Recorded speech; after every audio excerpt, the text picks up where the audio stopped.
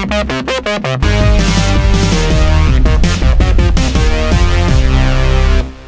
guys, and welcome to the show. I'm Charles Charlie Charles, and today I'm going to be giving you my guide on how to make a pure magic build in Dragon's Dogma Dark Arisen.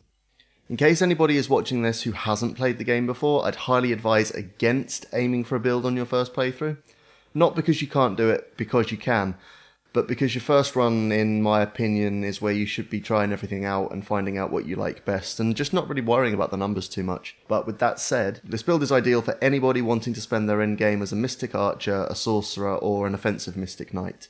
The video will contain spoilers, but I'll try to keep them as minimal as possible. And with all that said, let's go. I expect most of you watching this have already played, or at least started playing, Dragon's Dogma. So the first step is to wipe away all that you've done by starting a new game. Take a minute to grieve the loss of your progress, and then, whenever you're ready, start a new game on easy, and let's move on to the next step. Now we find ourselves at the tutorial, the bit that should always be optional, but this time isn't. And as anyone who's played it before will know, it's an absolute chore. This section is the only reason for starting the game on easy, simply to help it go by a little bit faster. You can run past all of the enemies except for the section with the closed gate where you fight the harpies and goblins, dispatch them and move on until you reach the Chimera. Kill it or let it kill you, either of the outcomes ends the section and there is no actual difference to the rest of the game. After the cutscenes you'll be able to design your character, and after that you'll be confronted by the sight of a big red dragon who I will be referring to by the name Grigori for the rest of this guide. Once you see this and you've regained control of your character, you can exit to the menu. This is where the actual game begins. On the main menu, select Hard Mode. This mode doubles all the damage you take, but also doubles all the XP you earn, which is a price well worth paying when you're going to be collecting a grand total of 36,635,750 XP on your journey to level 200. Upon starting the game again, after confirming you want your character to look the way you designed it to look 30 seconds ago, you should be face to face with Grigori again. Either attack him or run away, the outcome is the same either way. After the cutscene, we move on to the next step. You are now the Arisen, congratulations! After you awaken, you'll be given the choice to pick your starting vocation. If you're going for a pure Sorcerer or max magic build, like we are, you need to pick Mage at this point. From here onwards, you're just going to want to follow the main questline and ignore everything else. You can also pretty much ignore killing anything that isn't related to the main quest at this point, because you'll almost certainly reach level 10 on the way towards Gran Soren anyway. Two important notes at this point. 1. You should not spend any of your discipline points until you've changed your vocation, largely to prevent the risk of not having enough to unlock the vocation in the first place. You'll have points left over afterwards, and if you change back to the mage class you'll be able to buy new spells and augments which you can still use as a sorcerer. 2. It's important to note that while you can and should start the quest off with its head, you should not finish it until you've visited Bitterblack Isle and changed your vocation to sorcerer, as the experience you gain from finishing the quest will almost certainly take you to level 11, even if you haven't killed anything other than the quest-related enemies. As extra clarification, the quest off with its head is the one where you escort the giant trophy head on the back of a wagon through the mountains. Once you, and your pawn, if you're also building your pawn in a specific way that requires any of the advanced vocations, have reached level 10, you'll want to run the whole way back to the town where you started, Cassidus. Once you're there, you'll notice a purple ring on your map. Sleep at the inn until night time and then run towards the docks. There will be a woman stood there with a lantern, talk to her and agree to go with her. One cutscene later and you've arrived in Bitterblack Isle. You'll see the woman standing in front of you on the left. Run up to her and once she gives you a list of options, choose to change your vocation. Select Sorcerer from the list and pay the 1,000 discipline cost to unlock the vocation. Well done! You've now completed one of the most frustrating parts of this guide. From this point on you no longer need to worry about what you kill or when you gain experience. Change the vocation of your pawn as well if you're also building them in a specific way, and then have the woman take you back to Cassidus. Once you're back in Cassidus, run the whole way back to where you left the cart and proceed with the quest. Remember that your only job between now and when you reach Gran Soren is to survive. You're not going to be killing anybody with your bare hands, so just stay out of the way and let the NPCs take care of it. Once you reach the gate outside Gran Soren, a cutscene will play and you'll find yourself standing in the city square. Now that you've reached Gran Soren, the first thing you're going to want to do is buy yourself a new weapon with some of that gold you collected during your hike through the mountains. Head over to the blacksmith, who is in the building to your left. Select the weapons tab and scroll down until you find an archer staff. There should only be one type available at the moment, and it should cost around 20,000 gold. Now that you have a weapon, you can pretty much do what you want for the next little while. Your main goal is to kill as many things as possible so that you can get your Sorcerer Vocation rank up to 6, which will let you buy 2 of the 3 most useful abilities a Sorcerer gets access to, namely Holy Affinity and Focused Bolt, with the third being High Maelstrom, unlocked at the 9th and final Vocation rank, which we'll be using a lot towards the end of this guide. So now explore, kill things and quest as you would normally, until you reach Sorcerer rank 6. Once you've gotten to Sorcerer rank 6 and you've unlocked Focused Bolt and Holy Affinity, which is the upgraded version of Holy Boon, which you'll also need to unlock, you'll be starting to move up in the world.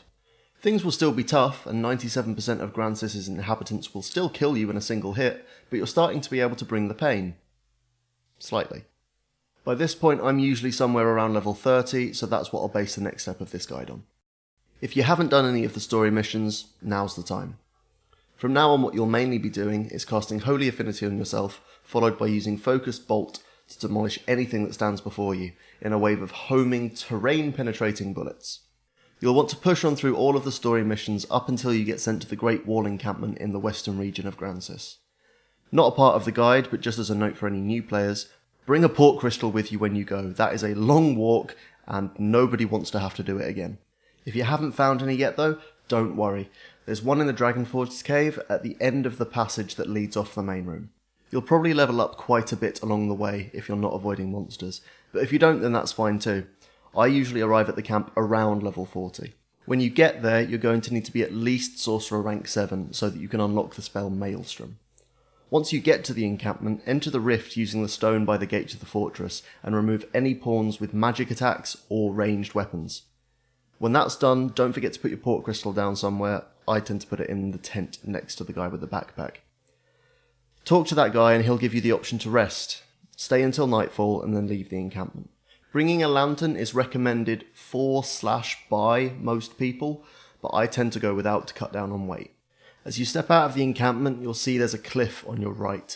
If you follow the encampment wall, you can climb up onto it. Walk around the edge of the encampment until you start to see trees, and then when you do, keep your eye out for something ghostly floating around. That's what you're going to be farming for the next 20 or so levels. The ghostly enemy is a wight, and it will summon skeletons, 10 at a time on a very regular basis, until it dies. This is the only time in the game when killing the enemy is not what you want to do. If it does die though, don't panic. It's supposed to respawn after 5 in-game days have passed, so you can just go back to the guy in the camp and sleep for a week. Then go see if you can find the wight again. The skeletons are what you're actually farming, and you can take them all apart with ease if you've got Maelstrom and can get the timing right. The skeletons are likely to kill you in a single shot if they hit you, so remember that, and deal with them accordingly.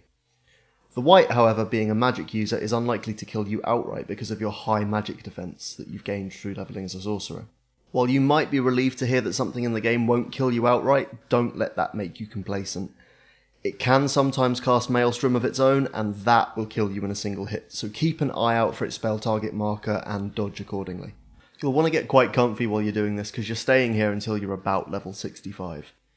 If you really want to leave earlier than that, the lowest I'd recommend moving on to the next step would be level 60. If you don't already have High Maelstrom as well as the augments Articulacy and Acuity, or Acuity, however it's pronounced, then go and unlock them now. You should have earned more than enough discipline farming those skeletons. When that's done, head back to the encampment. Head into the rift and search for sorcerer pawns on your level. Make sure that both of them know some form of Maelstrom, preferably High Maelstrom. Now, take a deep breath. You're strong. You can do this. You came to kill a dragon and that's what you're going to do. Unfortunately for you, the dragon is in a meeting at the moment, so you're going to have to fight his receptionist first. Sorry about that.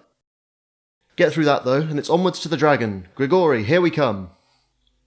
Fight or run your way through the same area you played at the very beginning. Also, feel free to wonder to yourself why the first guy got to fight goblins and harpies, and we're dealing with black saurians, hellhounds and succubi. Oh, and a souped up chimera to top it all off. Once you make it into the temple though, do what you came to do. All will probably go well right up until the final showdown anyway. Once everything is wrapped up, you get your happily ever after. Well done! Except not really, because, well, of Of course you don't. After all the cutscenes, you'll wake up in Cassadis, and what you're going to want to do now is dismiss all of your summoned pawns. However, with nothing high to throw them off, you're going to have to get creative.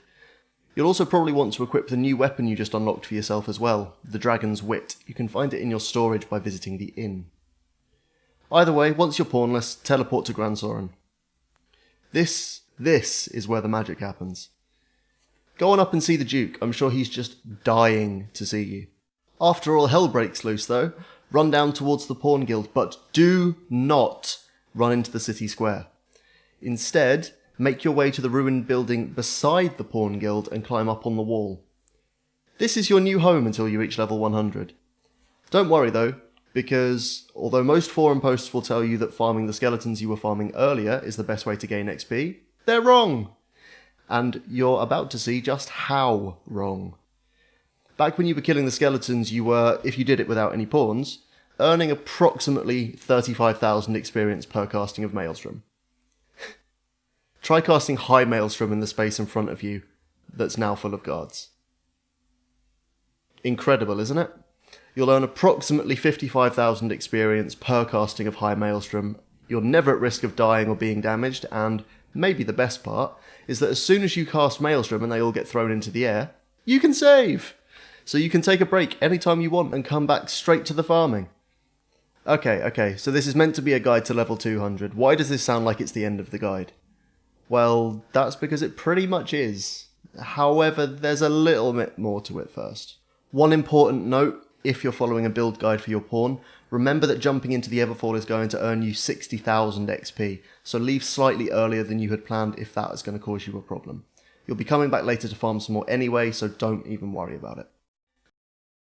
Now that you're all farmed out, how about we liven things up with a couple of boss battles, Make sure you've saved so it won't matter if you get killed by the guards, and then make a dash for the city square. One cutscene later and you're falling. For gamepad players, hammer the right trigger until you get the landing animation. Fellow PC gamers are going to have to forgive me for not knowing the button for that, but I'm a filthy scrub who still plays with a controller. After the cutscene, you should find yourself on a ledge in front of a big stone bowl. Then there'll be another cutscene. When that's over, teleport back to Gran Soren. Yes, really. And head inside the Pawn Guild. You'll notice that the guards are gone / not hostile. Don't worry, we'll get to that later. Summon your main pawn if you hadn't already got it with you, and 2 new pawns that are on your level. I usually go for Rangers or Striders, but it's completely unimportant. Once you're all summoned, head down through the Pawn Guild and use the door to the Everfall. Hey look, you're back on that platform. Jump into the Everfall and grab any ledge you can. At this point it's completely unimportant which one, because all the doors lead to the same place until you kill the boss that's waiting. After you land on a platform, head on through the door. And then save. And then walk through the next door. One hentai-inspired boss fight later, you can now access all the other rooms in the Everfall. The one you're specifically looking for is the Chamber of Lament. It's hard to describe which particular ledge you have to grab, so I'm just going to show you. Get yourself down there and head inside. Walk until you're on the edge of the ledge overlooking the large area, and then save. Jump in, run forwards, kill the people, and then go back to the centre of the area. Now pray. Pray hard.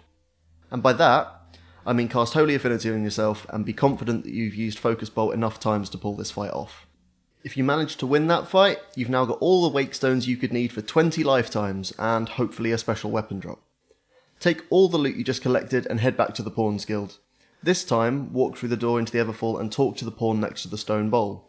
You should have just collected 20 Wake Stones, so you can now finish her quest and continue on to the end of the game. Opening the portal will earn you 75,000 XP.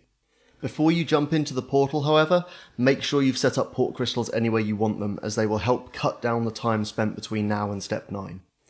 I normally put them at the Great Wall, Hillfigure Knoll, the entrance to Blooming Tower, and the Weybridge where you started off with its head all those hours ago. Also, make sure that gaining 210,000 XP won't put you within 10,000 XP of levelling up twice. This is because once you enter New Game Plus, you won't be able to change your vocation until you've completed the quest to get your pawn, and you'll gain a few thousand XP for killing the Cyclops. Once you're ready though, just jump in. From here on, you just do as you're told, and then you've actually reached the end of the game. Well done. When you end up back at the main menu, load your old save and you'll enter New Game Plus. This is where the sucky part comes though. Unfortunately, you now have to do everything again. This time, however, you'll be able to do it quick. Blast through the main storyline and, for optimal speed, ignore all other missions. If you're lucky, you can probably make it to Step 9 in about 90 minutes. Once you've beaten Grigori and woken up in Cassidus, take your time. Entering New Game Plus unlocked a hidden Riftstone in Cassidus that will allow you to teleport straight into the UR Dragon's lair. Nifty, right? Kill him as many times as you need to until you've earned 3.5 million gold. Once you've done that, head to the shop in Cassidus. Buy 50 Pilgrim's Charms with the 3.5 million you should now have, dump your pawns in the sea, and teleport to Gran Soren. So you're alone, but you're full of charm. Zzz. Revisit the Duke, leg it back down to the Pawn Guild, and reassume your position upon the Ledge of Dominance. The only difference this time, however, is that you're going to be using those charms, because they double the XP you earn. Keep an eye on these symbols, and whenever they disappear, use another charm. You'll be here for a while, but it's not going to be anywhere near as painful as you'd expect. Happy farming! Thank me later. Once you reach level 160, proceed to the final step, but do not jump into the Everfall yet. This final step is really a matter of choice. If you're happy grinding away and not really doing anything, stay where you are and you'll be level 200 in no time. If you're getting bored though and you want to mix things up again, go jump in the Everfall and then teleport to Cassidus. Go play with the UR Dragon and make sure that you activate a charm just before you kill him. By this level you're strong enough to kill the UR Dragon on your own, so don't bother summoning any pawns, or only summon pawns that are at least 25 levels lower than your character if you want to use them as pack mules and save trekking back to the shop after every kill. Either way, you'll tear through those last few levels like tissue paper. And that's the end. Welcome to level 200 with a pure magic build. Now go change your vocation to Magic Archer or Mystic Knight and wreck shit like you always wanted to. If you want to see more videos like this one, let me know down in the comments, and don't forget to like and subscribe if you enjoyed the video. Until next time, I'll catch you later. Peace!